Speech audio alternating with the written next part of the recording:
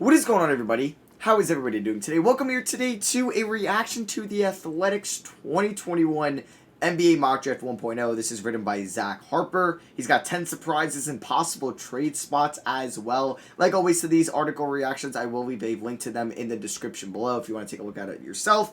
And we can just get into the video. I don't need to waste any more of your time. So I kind of know about Zach Harper. I'm not a huge fan of his NBA takes. So we're going to go here. And I know there's a pick at 2 that I think I'm going to scratch my head because when I opened the article, I saw it. So we got Cade Cunningham at 1.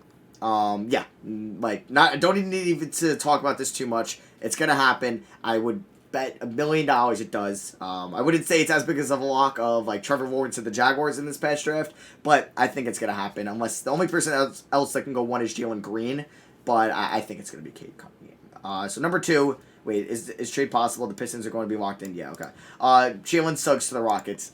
No. You could say Jalen Suggs is your second best player in the draft, and you can die on that hill. But you actually think the Rockets are going to take Suggs over Mobley and Green? No, I think they're going to go Mobley, but hey, if they're going to go a guard, which they can, and they're going to go Green, they're not going to go Suggs. So I disagree with this a lot. I think that's the 4th or the 3rd option that the Rockets could take there too, maybe even the 4th. I don't know. I really don't get that. I think it's Mobley or Green all the way. Actually, I know it's Mobley and Green all the way. That is not going to happen. It's kind of dumb to say that. Now, it's cool being edgy, right? Saying he's a better fit. But you're mocking the draft. You're predicting what's going to happen. This isn't going to happen. So it's not a good mock draft, all right? It's trade possible while the Rockets are absolutely in trade asset accumulation mode. The reason they were fine with tanking was to put themselves in a position to draft their next star. I can't see them moving this pick because of that. I agree. I don't think it's going to happen. Next up, Cavs getting Evan Mobley. Now, I feel like Evan Mobley could fall to 3, definitely. And you can try to go Mobley and Allen. It's not a great fit. But you could try to make it work. Maybe if they're here, they're like, all right, we'll call up Orlando, and Kuminga just might be the better fit if they're not going to be able to get Jalen Green. Or maybe you just let Jared Allen walk, or you try to do a sign and trade or something, and Mobley's your next franchise center. It's trade possible. Kobe Altman has been very aggressive in trading during his time, and I do think the Cavs will be open to a trade if it brings them back a significant veteran to help them start winning. I just don't think that there is an obvious deal unless someone like Toronto wants to get squirrely. All right, I mean, I don't think that they're going to trade this pick. I feel like maybe the team that could is the Magic. No, I don't think anyone in the top 5 is going to end up trading their picks. But he's got Mobley at 3. 4, he's got Jalen Green to the Raptors. I mean, yeah, that's amazing. And, like, if this is how the top 3 goes, yeah, you take Jalen Green. I just don't think there's a way Jalen Green falls to 4. He's going to go 2 or 3. Some people are saying they might even think about it at 1, but it's going to be Cade. So he's going to go 2 or 3 in my opinion. He's the second best player in this draft. He's one of the more athletic players, the more gifted scorers. He's a 3-level scorer. He, I think, has the most star potential out of anyone in this class. I think it would be asinine for him to go 4. I would just not be a fan of that, all right? Is a trade possible? Everybody around the league is looking to see what Toronto's plan is. Is Masai Ujiri committing there for the long haul? And if he is, will MLSC, that's the ownership of the Raptors, give him the go-ahead to be aggressive in acquiring veteran talent? Raptors are either going to look for their next star, or they're going to move it for a chance at veteran help, or possibly trading down with a team who has an eye on Pascal Siakam, a.k.a. the Golden State Warriors, possibly. So, yeah, I mean, the Raptors could ask for Wiseman 7 and 14, and probably have to do Wiggins, and then, boom, you would have 4, 7, and 14, and a Magic coming out of this class with Suggs, Franz Wagner, and James Bouknight. It's pretty nice, right? So, yeah, if that's how the draft goes, Green's going to be the 4th pick, but I don't think he's going to be there at 4 on draft night. And 5, we got Orlando Magic to the, Kuminga to the Magic. You got a nice picture of him there. Yeah, if that's how the top 4 goes, I think Kuminga will go at 5 in mocks. Like, if I had to give my mock, it would be Cade. I don't know, man. I'm saying Mobley 2, even though I would do Green. I'm saying Mobley 2, Green 3, Suggs 4, Kuminga 5. I think you can lock in Suggs at 4, Kuminga at 5, unless Toronto really likes Kuminga, and then Kuminga could go 4. I think even Cleveland could surprise people and take Kuminga over Mobley. He's been killing it in the Combine so far. Also, the StockX advertisement on the Ignite jerseys, I'm a fan of it. Next up, 6, I think it's Scottie Barnes either way. I know Chad Ford and Jay Billis, they have, like, Scottie Barnes in their top 5 players in the draft. Chad Ford has Barnes, I'm pretty sure, 4. And I think Barnes, no way he falls past 6. He's going to get a lot of hype close to the draft. And actually, the match, I wanted to read this as a trade possible. Yeah, he doesn't really think. Maybe Cleveland moved down for 5 and 8. Yeah, I've talked about that before. But yeah, Scottie Barnes, he's going to get a lot of comparisons to Patrick Williams because their style as a player somewhere, and they both went to Florida State. And yeah, he could defend. He can score inside. His shooting needs to get there. It's not great at the moment, but he can pass. He's an incredible player, an incredible talent, and the Thunder should be very happy with him at 6. We always have been talking about it as a 5-man draft. Maybe we should start talking about it as a 6-man draft with Barnes.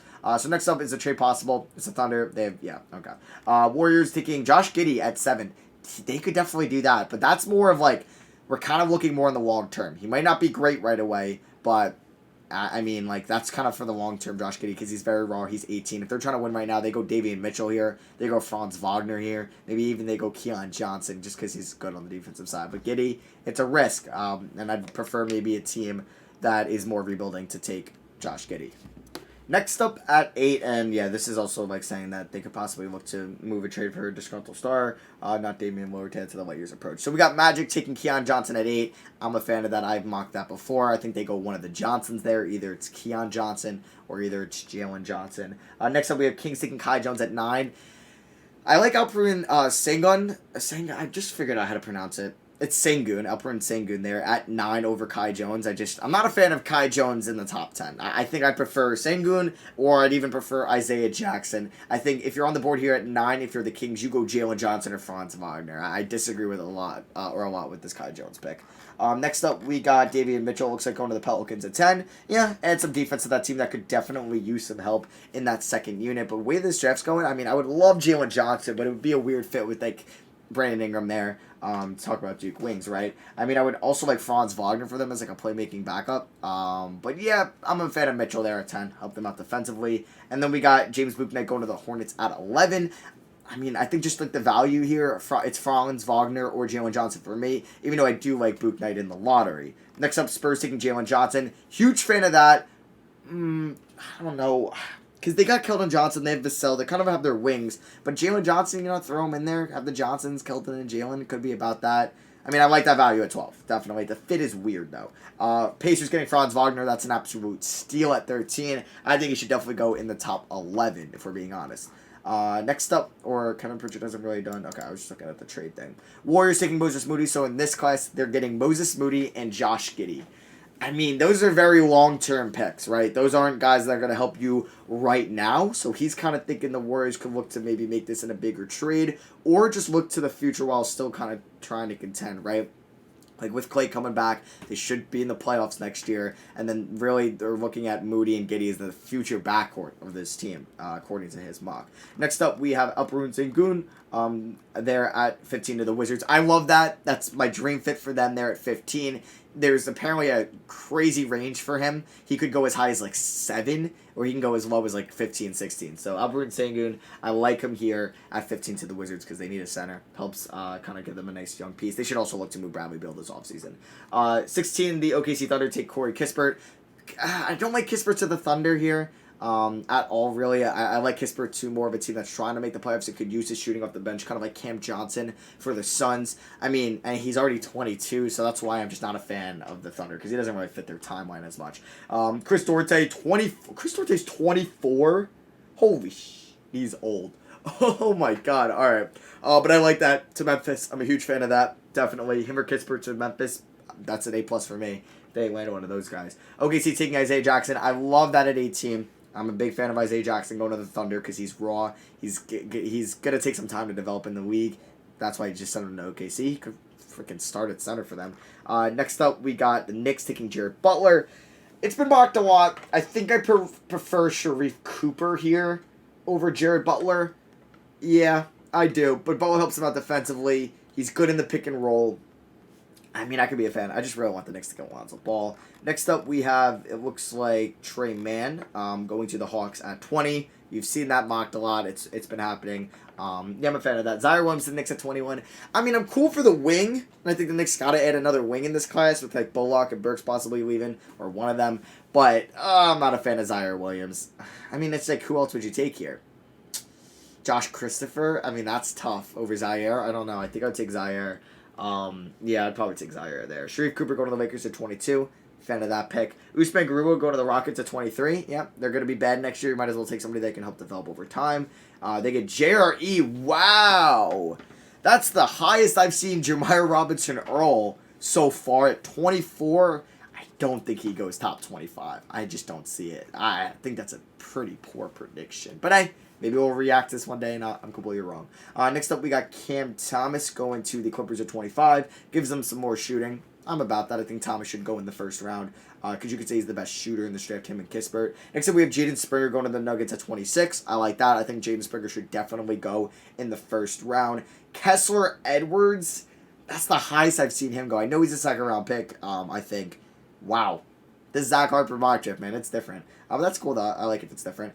Philly getting Ayo Dosunmu at 28. Good experienced backup guard. I think Dosunmu's pretty good. Morey landed on his guard pick last year in the first round at Maxey. Go out, get Dosunmu. Greg Brown going to the Suns at 29. Another guy I see more in the second round. I like that. I think more of Miles McBride could go instead of Kessler Edwards, if we're being honest. And then 30, we got Trey Murphy out of Virginia. So that is his mock draft. He does not have a second round. I just don't think that there's any way that Jalen Suggs is the second overall pick. I think I'll give it a 0 shot.